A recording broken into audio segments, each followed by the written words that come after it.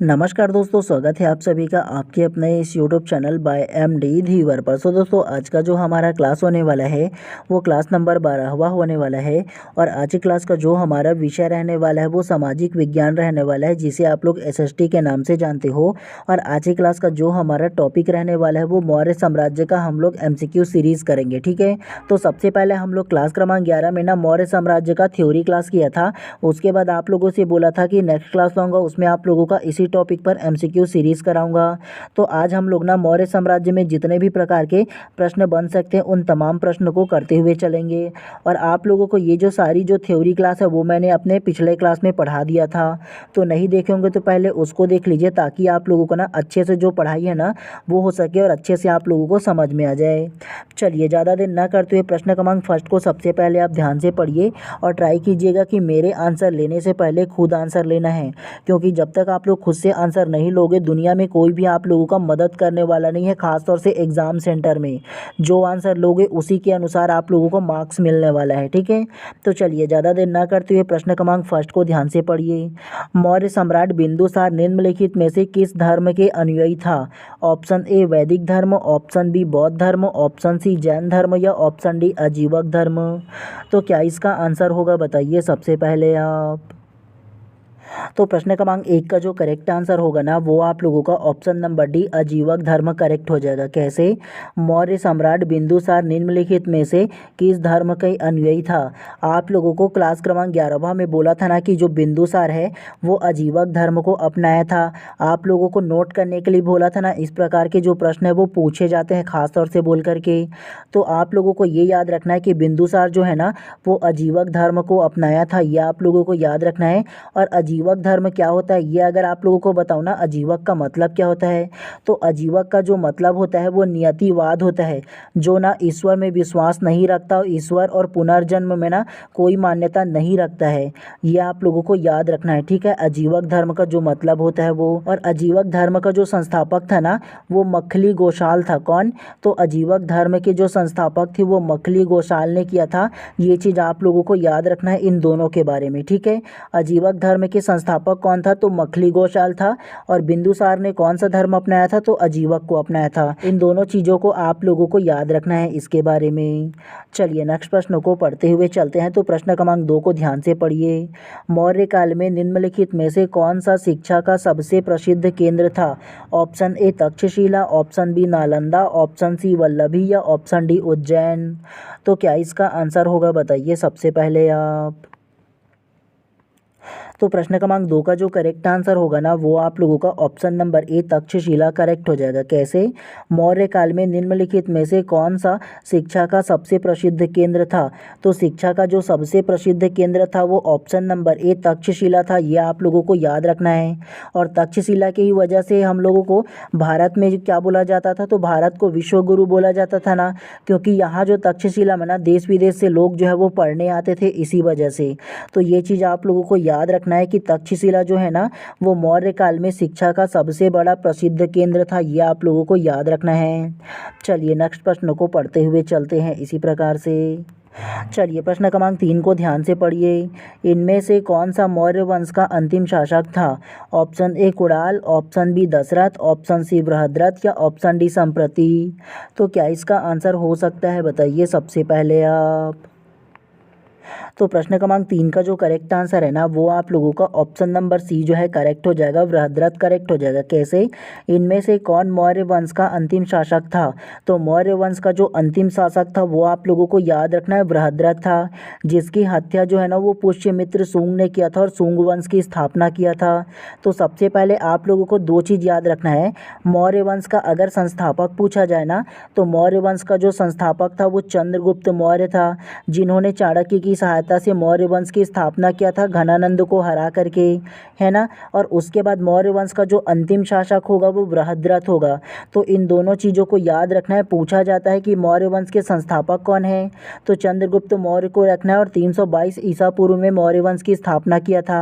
और अंतिम शासक कौन था? तो बृहद्रथ था। और बृहद्रथ की हत्या किसने किया था? तो पुष्यमित्र शुंग ने हत्या करके शुंग वंश की स्थापना किया था। तो इन तमाम चीज़ों के बारे में आप लोगों को याद रखना है। चलिए नेक्स्ट प्रश्न को पढ़ते हुए चलते हैं इसी प्रकार से।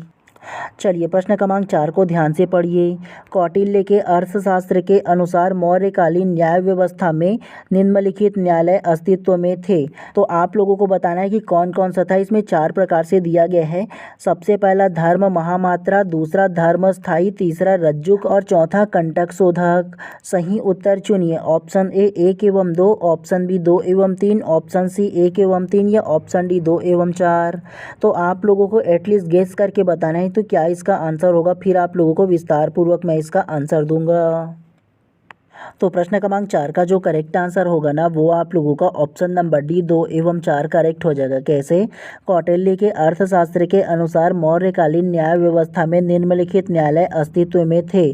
तो कौटिल्य का जो अर्थशास्त्र है ना उसके अनुसार जो न्यायालय था ना वो 2 प्रकार का न्यायालय था। सबसे पहला धर्मस्थायी था, और धर्मस्थायी का जो मतलब होता है ना वो दीवानी मामले के लिए ना ये जो धर्मस्थायी है वो रखा गया था दीवानी मामले के लिए। उसके अलावा चौथा कंटक शोधन जो है ना, तो कंटक शोधन का जो मतलब होता है वो आपराधिक मामले के लिए दंड देता था। ठीक है, तो इन दोनों को आप लोगों को याद रखना है। कौटिल्य के जो अर्थशास्त्र है ना उसमें 2 प्रकार के न्यायालय का उल्लेख है।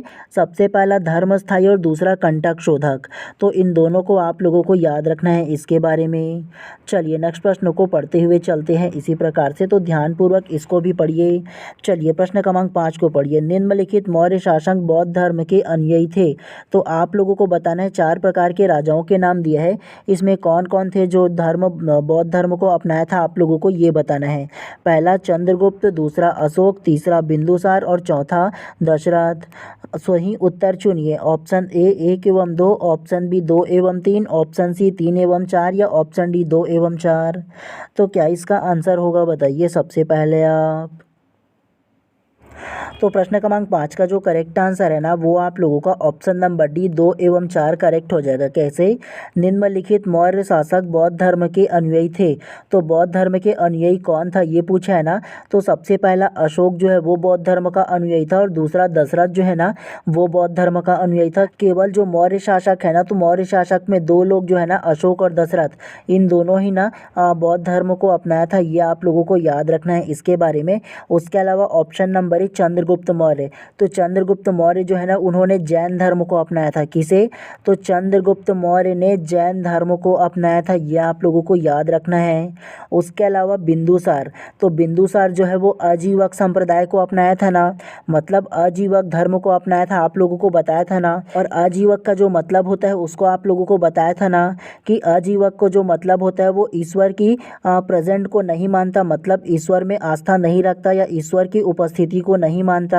आप लोगों को बताया था ना अजीवक के बारे में, तो बिंदुसार इसे अपनाया था। और अजीवक संप्रदाय के संस्थापक के बारे में भी बताया था ना कि मछली कौशल जो है वो अजीवक संप्रदाय के संस्थापक थे, आप लोगों को बताया था ना।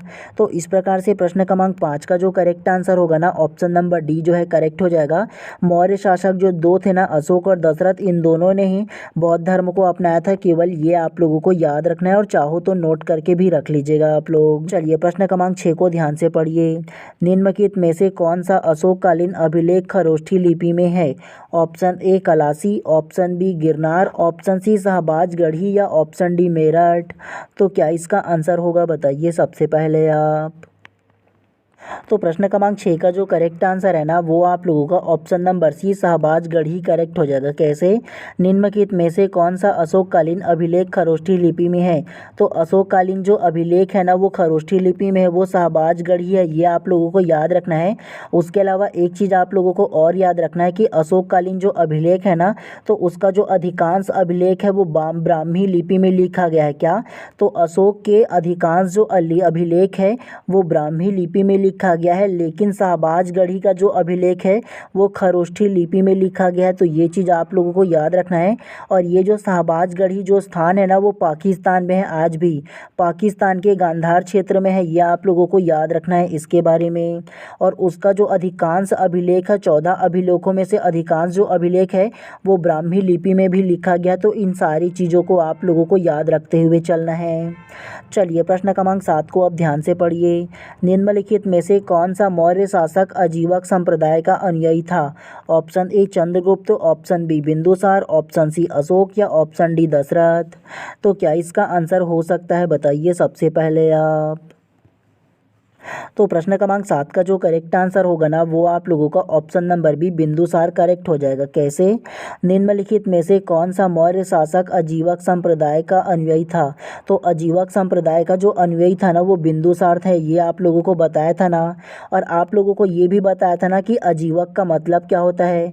अजीवक का जो मतलब होता है ना वो ईश्वर पर आस्था नहीं रखने वाला होता है, जो नियतिवाद में ना भरोसा करता है और ईश्वर पर क्या करते हैं, भरोसा नहीं करता है, मतलब ईश्वर के जो अस्तित्व है उसको स्वीकार नहीं करता है। आप लोगों को बताया था ना। उसके अलावा बताया था ना कि आजीवक संप्रदाय के जो संस्थापक है वो मखली कौशाल था। तो इन सारे चीज़ को बताने का मतलब यह है कि पूछा जाता है जी अलग अलग तरीक़ों से जो प्रश्न होता है वो, तो ध्यान रखना है आप लोगों को, ठीक है। उसके अलावा चंद्रगुप्त मौर्य जो है ना वो जैन धर्म का अनुयायी था। उसके अलावा अशोक और दशरथ ये दोनों के दोनों ना बौद्ध धर्मों का अनुयायी था। तो इस सारी चीज़ों को आप लोगों को याद रखते हुए चलना है। मल्टीपल टाइप से आप लोगों का जो नॉलेज है वो होना चाहिए इसमें। चलिए प्रश्न क्रमांक 8 को ध्यान से पढ़िए। निम्नलिखित में से कौन सा मौर्य शासक अमित्राघात के नाम से जाना जाता था? Option A Chandragupta, option B Bindusara, option C Ashoka या ऑप्शन डी दशरथ। तो क्या इसका आंसर होगा बताइए सबसे पहले आप। तो प्रश्न क्रमांक 8 का जो करेक्ट आंसर है ना वो आप लोगों का option number B Bindusara correct हो जाएगा। कैसे? निम्नलिखित में से कौन सा मौर्य शासक अमित्राघात के नाम से जाना जाता है? तो अमित्राघात के नाम से जो जाना जाता है वो बिंदुसार जाना जाता था, ये आप लोगों को याद रखना है। और अमित्राघात का जो मतलब होता है ना वो शत्रुओं का विनाशक होता है, मतलब शत्रुओं के हत्या करने वाला जो होता है ना उसे अमित्राघात कहते हैं। और बिंदुसार जो है ना उसको अमित्राघात की जो उपाधि है वो धारण किया था। तो ये चीज़ आप लोगों को याद रखना है इसके बारे में। चलिए नेक्स्ट प्रश्न को पढ़ते हुए चलते हैं इसी प्रकार से। चलिए प्रश्न क्रमांक 9 को ध्यान से पढ़िए। मौर्य काल में निम्नलिखित में से किस स्थान पर एक प्रसिद्ध विश्वविद्यालय अस्तित्व में था? Option A Takshashila, option B Nalanda, option C Vallabhi या ऑप्शन डी सारनाथ। तो क्या इसका आंसर होगा बताइए सबसे पहले आप। तो प्रश्न क्रमांक 9 का जो करेक्ट आंसर है ना वो आप लोगों का option number A Takshashila correct हो जाएगा। कैसे? मौर्य काल में निम्नलिखित में से किस स्थान पर प्रसिद्ध विश्वविद्यालय अस्तित्व में था? तो तक्षशिला जो है ना वो विश्वविद्यालय सबसे प्रसिद्ध था, तो इसीलिए भारत को क्या बोला जाता था, विश्वगुरु कहा जाता था ना। और देश विदेश से जो तक्षशिला में ना लोग जो है वो पढ़ने आते थे, अध्ययन करने आते थे। तो मौर्य काल में जो शिक्षा का प्रमुख केंद्र था वो तक्षशिला था, ये भी आप लोगों को याद रखना है खास तौर से। चलिए नेक्स्ट प्रश्न को पढ़ते हुए चलते हैं अब। चलिए प्रश्न क्रमांक 10 को ध्यान से पढ़िए। निम्नलिखित में से किसने कहा था कि मौर्य काल में भारतीय समाज 7 वर्गों में विभाजित था? Option A Kautilya, option B Megasthenes, option C Yajnavalkya या ऑप्शन डी हेरोडोटस। तो क्या इसका आंसर होगा बताइए सबसे पहले आप। तो प्रश्न क्रमांक 15 का जो करेक्ट आंसर है ना वो आप लोगों का option number B Megasthenes correct हो जाएगा। कैसे? निम्नलिखित में से किसने कहा था कि मौर्य काल में भारतीय समाज 7 वर्गों में विभाजित है? तो मौर्य काल में भारतीय समाज जो 7 वर्ग में विभाजित था वो मेगस्थनीज ने कहा था, आप लोगों को बताया था ना। और वो 7 वर्ग कौन कौन सा था? तो सबसे पहला दार्शनिक था, दूसरा किसान था, तीसरा अहीर था, और उसके अलावा चौथा जो है वो सैनिक था, और पाँचवा उसके अलावा शिल्पकार व कारीगर माना गया था, और छठवां जो था वो निरीक्षक था, और सातवां जो था ना वो सभासद था। तो इस प्रकार से 7 वर्ग में बांटा गया था जो मौर्य साम्राज्य है उसको। मौर्य साम्राज्य में जो 7 अलग अलग वर्ग हैं उसको बांटा था, तो याद रखना है आप लोगों को। और मेगस्थनीज के जो प्रमुख रचना थी ना वो इंडिका था। क्या? तो मेगस्थनीज का जो सबसे प्रसिद्ध रचना है वो इंडिका था, तो ये भी आप लोगों को याद रखना है, चाहो तो नोट करके रख लीजिएगा, ठीक है। चलिए नेक्स्ट प्रश्न को पढ़ते हुए चलते हैं इसी प्रकार से। चलिए प्रश्न क्रमांक 11 को ध्यान से पढ़िए। निम्नलिखित में से किसने मौर्य प्रशासन के विभिन्न विभागों के अधिकारियों और उनके कार्यों का वर्णन किया? Option A Kautilya, option B Kalhana, option C Megasthenes या ऑप्शन डी डियोडरस। तो क्या इसका आंसर हो सकता है बताइए सबसे पहले। तो प्रश्न क्रमांक 11 का जो करेक्ट आंसर होगा ना वो आप लोगों का ऑप्शन नंबर 1 कौटिल्य करेक्ट हो जाएगा। कैसे? निम्नलिखित में से किसने मौर्य प्रशासन के विभिन्न विभागों के अधिकारियों और उनके कार्यों का वर्णन किया? तो कौटिल्य ही ना करेगा, जी हाँ। और कौटिल्य की जो प्रमुख रचना है वो कौन सा है? तो अर्थशास्त्र जो है वो कौटिल्य की प्रमुख रचना है। और अर्थशास्त्र जो है ना वो जो मौर्यकालीन प्रशासन है उसके बारे में वर्णन करता है। अर्थशास्त्र का मतलब आप लोग रुपया पैसा से मत ले लेना, ठीक है। अर्थशास्त्र के जो मतलब है ना वो प्रशासनिक जो विभाग है उससे रिलेटेड है, ये आप लोगों को याद रखना है। और सबसे पहले आप लोग मुझे ये बताइए, मौर्य साम्राज्य के संस्थापक कौन है? तो चंद्रगुप्त मौर्य है। कब किया था? तो 322 ईसा पूर्व में मौर्य वंश की स्थापना किया था। तो किसकी सहायता से किया था? तो कौटिल्य की सहायता से ही ना जो मौर्य साम्राज्य की उसकी स्थापना किया था, जी हाँ। तो घनानंद जो था, जो नंद वंश का अंतिम शासक था, तो उसको चंद्रगुप्त मौर्य ने हराकर मौर्य वंश की स्थापना किया था। और किसकी सहायता से? तो कौटिल्य की सहायता से। कौटिल्य का नाम ही तो जी अलग अलग नाम से जाना जाता है ना। कौटिल्य को चाणक्य के नाम से भी जाना जाता है, विष्णुगुप्त के नाम से भी जाना जाता है। तो इस प्रकार से प्रश्न क्रमांक 11 का जो करेक्ट आंसर होगा ना ऑप्शन नंबर 1 कौटिल्य जो है वो करेक्ट हो जाएगा। चलिए नेक्स्ट प्रश्न को पढ़ते हुए चलते हैं इसी प्रकार से। चलिए प्रश्न क्रमांक 12 को ध्यान से पढ़िए। बैजटाइन सीरिया के निम्नलिखित में से किस शासक से मौर्य सम्राट बिंदुसार ने मैत्री संबंध स्थापित किए थे? Option A Seleucus Nicator, option B Antiochus प्रथम, ऑप्शन सी डियोडोरस या ऑप्शन डी इरास्मस। तो क्या इसका आंसर होगा बताइए सबसे पहले आप। तो प्रश्न क्रमांक 12 का जो करेक्ट आंसर है ना वो आप लोगों का ऑप्शन नंबर बी एंटीयोकस प्रथम करेक्ट हो जाएगा। कैसे? बैजाटाइन सीरिया के निम्नलिखित में से किस शासक से मौर्य सम्राट बिंदुसार ने मैत्री संबंध स्थापित किया? तो बिंदुसार ने ना जो मैत्री संबंध स्थापित किया सीरिया के जो शासक थे उसमें से कौन था? तो एंटीयोकस प्रथम था। तो ये आप लोगों को याद रखना है इसके बारे में। चलिए नेक्स्ट को पढ़ते हुए चलते हैं इसी प्रकार से। चलिए प्रश्न क्रमांक 13 को ध्यान से पढ़िए। मौर्य वंश का अंतिम शासक निम्नलिखित में से कौन था जिसकी हत्या पुष्यमित्र शुंग ने की थी? Option A Kunal, option B Samprati, option C Brihadratha या ऑप्शन डी दशरथ। तो क्या इसका आंसर होगा बताइए सबसे पहले। तो प्रश्न क्रमांक 13 का जो करेक्ट आंसर है ना वो आप लोगों का option number C Brihadratha correct हो जाएगा। कैसे? मौर्य वंश का अंतिम शासक निम्नलिखित में से कौन था जिसकी हत्या पुष्यमित्र शुंग ने किया था? तो जिनकी हत्या पुष्यमित्र शुंग ने किया था और शुंग वंश की स्थापना किया था वो बृहद्रथ था। सबसे पहले आप लोगों को बता दूं मौर्य वंश का जो संस्थापक है वो चंद्रगुप्त मौर्य था। कब किया था? तो 322 ईसा पूर्व में मौर्य वंश की स्थापना किया था। और आप लोगों को बताया था ना कि मौर्य वंश के अंतिम शासक कौन था? तो बृहद्रथ था, जिसकी हत्या पुष्यमित्र शुंग ने किया था और शुंग वंश की स्थापना कर लिया था। अंतिम जो शासक था वो मौर्य वंश का बृहद्रथ था, आप लोगों को बताया था ना। तो इस प्रकार से प्रश्न क्रमांक 13 का जो करेक्ट आंसर होगा ना ऑप्शन नंबर सी जो है करेक्ट हो जाएगा। खास तौर से कोई भी वंश में अगर सवाल बनता है ना तो सबसे पहला संस्थापक को पूछा जाता है और दूसरा अंतिम शासक को पूछा जाता है। तो इन दोनों के बारे में आप लोगों को याद रखना है, इसीलिए मैं आप लोगों को बार बार बता रहा था। चलिए प्रश्न क्रमांक 14 को ध्यान से पढ़िए। अशोक महान निम्नलिखित में से किस प्राचीन राजवंश से संबंधित था? Option A Haryanka, option B Shishunaga, option C Maurya या ऑप्शन डी शुंग। तो क्या इसका आंसर होगा बताइए सबसे पहले। तो प्रश्न क्रमांक 14 का जो करेक्ट आंसर है ना वो आप लोगों का option number C Maurya correct हो जाएगा। कैसे? अशोक महान निम्नलिखित में से किस प्राचीन राजवंश के थे? तो वो मौर्य वंश का ही ना था, जी हाँ।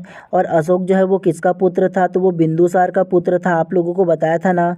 और बिंदुसार किसका पुत्र था? तो वो चंद्रगुप्त मौर्य का था। तो ऐसे आप लोगों को याद रखना है इन सारी चीज़ों के बारे में। चलिए नेक्स्ट प्रश्न को पढ़ते हुए चलते हैं। थोड़ा सा हो सकता है सन वगैरह को लेकर के याद करने को लेकर के टफ हो आप लोगों के लिए, लेकिन याद कीजिएगा तो जल्दी हो जाएगा ध्यान से पढ़ोगे तो। चलिए प्रश्न क्रमांक 15 को ध्यान से पढ़िए। चंद्रगुप्त मौर्य का संघर्ष नंद वंश के किस शासक से हुआ था?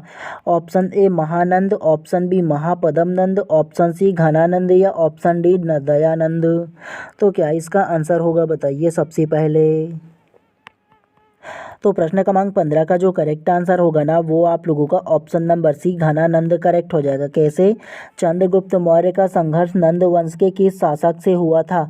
आप लोगों को मैं बार बार बताया हूँ ना कि चंद्रगुप्त मौर्य का जो संघर्ष सबसे पहले जो हुआ था वो नंद वंश के अंतिम शासक घनानंद से हुआ था। आप लोगों को बताया था ना कि 322 ईसा पूर्व में चंद्रगुप्त मौर्य ना जो मौर्य साम्राज्य की स्थापना किया था, तो किसको मार करके किया था? तो नंद वंश के अंतिम शासक घनानंद को मार करके किया था। और किसकी सहायता से किया था? तो वो चाणक्य की सहायता से या कौटिल्य की सहायता से या विष्णुगुप्त, तीनों एक ही नाम है। तो ये जो था ना तो उनकी सहायता से घनानंद को मार दिया था। लेकिन आप लोगों ने कौटिल्य के बारे में एक चीज़ सुना होगा कि जो कौटिल्य है वो पहले घनानंद के राज दरबार में था। और ये जो कौटिल्य ना उन्होंने घनानंद को अवेयर किया था कि तुम्हारे जो पड़ोस है वो तुमको क्या कर रहे हैं, वो जो तुमको आक्रमण करने की कोशिश कर रहे हैं बोल करके, आक्रमण करने का प्लान बना रहे हैं बोल करके बोला था ना जो पड़ोसी राज्य है वो। लेकिन घनानंद उसकी एक ना सुनी और ये जो कौटिल्य है ना उसका अपमान कर दिया था। और इस अपमान का बदला लेने के लिए ये जो कौटिल्य है वो बदला लेना चाहता था। और उन्हीं बदला लेने के लिए क्या किया था? चंद्रगुप्त जो मौर्य था ना तो उनको बचपन में ही उसको क्या कर लिया था? एडॉप्ट कर लिया था और सारी शिक्षा दीक्षा दिया। और बाद में ना अपने बदला लेने के लिए ना अपने अपमान का तो चंद्रगुप्त मौर्य को ना ढाल बना करके क्या किया था? घनानंद को हरा दिया था। और हराने के बाद मौर्य वंश की स्थापना किया था। आप लोगों को पता होगा। विस्तार पूर्वक आप लोग और जानना चाहते हो ना तो सर्च करके पढ़ोगे तो बहुत अच्छा डिटेल आप लोगों को मिल जाएगा इसके बारे में। ठीक है, शॉर्ट्स में मैं आप लोगों को बताने की कोशिश किया, लेकिन क्या है ना एकदम इसका कहानी को बताऊंगा ना तो बहुत लंबा हो जाएगा, तो इसलिए आप लोगों को शॉर्ट्स में बता दिया। चलिए प्रश्न क्रमांक 16 को अब ध्यान से पढ़िए। निम्नलिखित में से किस युद्ध के पश्चात अशोक ने बौद्ध धर्म में धर्म परिवर्तन किया? ऑप्शन ए मगध युद्ध, ऑप्शन बी झेलम युद्ध, ऑप्शन सी कलिंग युद्ध या ऑप्शन डी कर्नाटक युद्ध। तो क्या इसका आंसर होगा बताइए सबसे पहले आप। तो प्रश्न क्रमांक 16 का जो करेक्ट आंसर है ना वो आप लोगों का ऑप्शन नंबर सी कलिंग युद्ध करेक्ट हो जाएगा। कैसे? निम्नलिखित में से किस युद्ध के पश्चात अशोक ने बौद्ध धर्म में धर्म परिवर्तन किया? तो अशोक जो है ना वो बौद्ध धर्म को अपनाया था वो कलिंग युद्ध के बाद ही ना अपनाया था। और कलिंग युद्ध कब हुआ था? तो कलिंग युद्ध जो हुआ था वो 261 ईसा पूर्व में हुआ था। तो यही जो कलिंग युद्ध के ना भीषण नरसंहार को देख करके ना ये जो अशोक सम्राट है उसका जो मन है वो व्यथित हो गया और अपने ना उन्होंने किसी भी प्रकार से अब से हिंसा ना करने की प्रण लिया और उन्होंने बौद्ध धर्म को अपना लिया। ये आप लोगों को याद रखना है। तो इस प्रकार से प्रश्न क्रमांक 16 का जो करेक्ट आंसर होगा ना ऑप्शन नंबर सी जो है वो करेक्ट हो जाएगा। चलिए नेक्स्ट प्रश्न को पढ़ते हुए चलते हैं। चलिए प्रश्न क्रमांक 17 को ध्यान से पढ़िए। मौर्य सम्राट बिंदुसार निम्न में से किस धर्म के अनुयायी था? ऑप्शन ए वैदिक धर्म, ऑप्शन बी बौद्ध धर्म, ऑप्शन सी जैन धर्म या ऑप्शन डी अजीवक धर्म। ये तो सेम टू सेम रिपीटेड प्रश्न हो गया जी आप लोगों के लिए। तो क्या इसका आंसर होगा बताइए सबसे पहले। तो प्रश्न क्रमांक 17 का जो करेक्ट आंसर होगा ना वो आप लोगों का ऑप्शन नंबर डी अजीवक धर्म करेक्ट हो जाएगा। कैसे? मौर्य सम्राट बिंदुसार ने कौन सा धर्म को अपनाया था? तो बिंदुसार ने ना अजीवक धर्म को अपनाया था। और आप लोगों को बताया था ना कि अजीवक का मतलब क्या होता है। अजीवक का जो मतलब होता है वो ईश्वर पर विश्वास ना करने वाला, ईश्वर के अस्तित्व को स्वीकार ना करने वाला होता है। और अजीवक धर्म का जो संस्थापक है वो कौन था? तो वो मक्खली कोशाल था। आप लोगों को बताया था ना। तो ये चीज़ आप लोगों को याद रखना है, एकदम डिफरेंट है, इसके वजह से पूछा जाता है इस प्रकार के जो प्रश्न होता है वो। चलिए प्रश्न क्रमांक 18 को अब ध्यान से पढ़िए। अशोक के शासनकाल में पाटलिपुत्र में आयोजित तृतीय बौद्ध संगीति का सभापति कौन था? Option A Mahakashyapa, option B Moggaliputta Tissa, option C Purana Kashyapa या ऑप्शन डी पकुदा कच्चायान। तो क्या इसका आंसर होगा बताइए सबसे पहले आप। तो प्रश्न क्रमांक 18 का जो करेक्ट आंसर होगा ना वो आप लोगों का option number B Moggaliputta Tissa correct हो जाएगा। कैसे? अशोक के शासनकाल में पाटलिपुत्र में आयोजित तृतीय बौद्ध संगीति का सभापति कौन था? तो तृतीय जो बौद्ध संगीति आयोजन किया गया था अशोक के शासनकाल में उसका जो अध्यक्ष था ना या सभापति था वो मोगलीपुत्र तीस्ता था। ये आप लोगों को याद रखना है, नोट करके भी रख लीजिएगा आप लोग। ठीक है, वेरी वेरी इंपॉर्टेंट है ऐसे प्रश्न जो होते हैं वो। चलिए नेक्स्ट प्रश्न को को पढ़ते हैं। प्रश्न क्रमांक 19 को आप ध्यान से पढ़िए। निम्नलिखित में से किस प्राचीन साहित्य में उपभोक्ता संरचना का प्रावधान है? Option A Sushruta Samhita, option B Arthashastra, option C Purana या ऑप्शन डी उपरोक्त में से कोई नहीं। तो क्या इसका आंसर हो सकता है, बताइए सबसे पहले आप। तो प्रश्न क्रमांक 19 का जो करेक्ट आंसर होगा ना वो आप लोगों का ऑप्शन नंबर बी अर्थशास्त्र करेक्ट हो जाएगा। कैसे? निम्नलिखित में से किस प्राचीन साहित्य से उपभोक्ता संरक्षण का प्रावधान है? तो उपभोक्ता संरक्षण से जो प्रावधान है वो जो प्राचीन साहित्य है वो अर्थशास्त्र है। ये आप लोगों को याद रखना है। खासतौर से याद रखना है आप लोगों की मौर्य साम्राज्य में ना, मतलब मौर्यकालीन जो सबसे अधिक प्राचीन साहित्य था वो अर्थशास्त्र था, कौटिल्य का। तो ये आप लोगों को याद रखना है इसके बारे में। चलिए प्रश्न क्रमांक 20 को ध्यान से पढ़िए। निम्नलिखित में से कौन सी सम्राट अशोक के शासनकाल की प्रमुख घटना थी जिसने उसके संपूर्ण जीवन को बदल दिया? ऑप्शन ए झेलम की लड़ाई, ऑप्शन बी कलिंग युद्ध, ऑप्शन सी वैशाली पर आक्रमण या ऑप्शन डी प्रथम बौद्ध संगीति। तो क्या इसका आंसर होगा, बताइए सबसे पहले आप। तो प्रश्न क्रमांक 20 का जो करेक्ट आंसर होगा ना वो आप लोगों का ऑप्शन नंबर बी कलिंग युद्ध करेक्ट हो जाएगा। कैसे? निम्नलिखित में से कौन सा सम्राट अशोक के शासनकाल की प्रमुख घटना थी जिसने उसके संपूर्ण जीवन को बदल दिया? तो ये जो कलिंग युद्ध है ना जो 261 ईसा पूर्व में हुआ था, वो अशोक सम्राट के ना सबसे बड़ा जो उसके जीवन को वो बदल दिया था। क्योंकि ये जो कलिंग युद्ध है ना उसमें भीषण नरसंहार हुआ था, लाखों की संख्या में जो लोग मर गए थे और उसके मरने को देख करके ना, बहुत ज़्यादा नरसंहार को देख कर के उनको ना जीवन जो है वो परिवर्तित हो गया।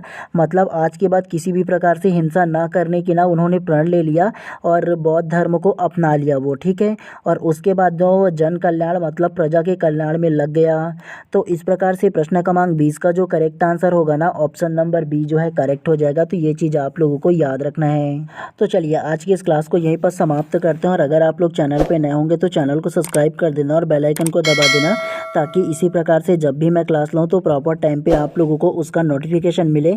तो इसीलिए ज़्यादा ज़रूरी है कि आप चैनल को सब्सक्राइब कर दीजिएगा, ठीक है। और आप जब सब्सक्राइब करते हो ना तो मेरे को मोटिवेशन मिलता है कि एक दिन में 2 से 3 क्लास ला करके आप लोगों का सिलेबस जल्दी कंप्लीट करूँ। तो यही उम्मीद के साथ आप लोग बढ़िया से पढ़ते रहिए। आप सभी लोगों का दिन शुभ एवं मंगलमय हो। मिलते हैं इसी प्रकार से नेक्स्ट क्लास में।